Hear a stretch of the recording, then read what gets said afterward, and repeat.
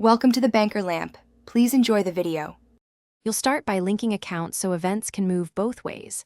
On your iPhone or Mac, sign into the Google account and explicitly enable calendars. This allows two-way sync rather than read-only.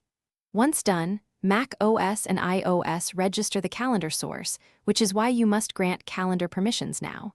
Make sure you're on stable Wi-Fi to avoid partial sync.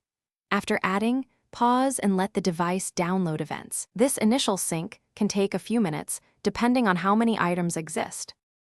Next, decide which calendars you want visible and writable. Open the Calendar app and toggle each Google Calendar. This controls what displays and also what syncs locally. Make sure to set your default calendar so newly created events land in the Google Calendar you expect.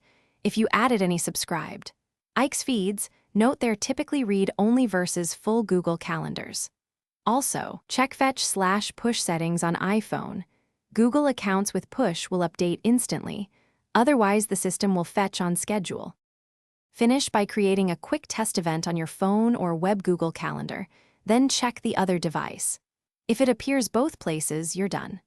If not, force a refresh, pull down in Calendar, toggle the Google account off and on, or remove and re-add it. Make sure two-factor authentication isn't blocking access.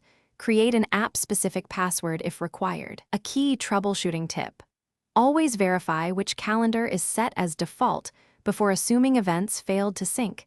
Many issues are simply saved to the wrong calendar. Thanks for watching. If this was helpful, leave a like and consider subscribing. See you next time.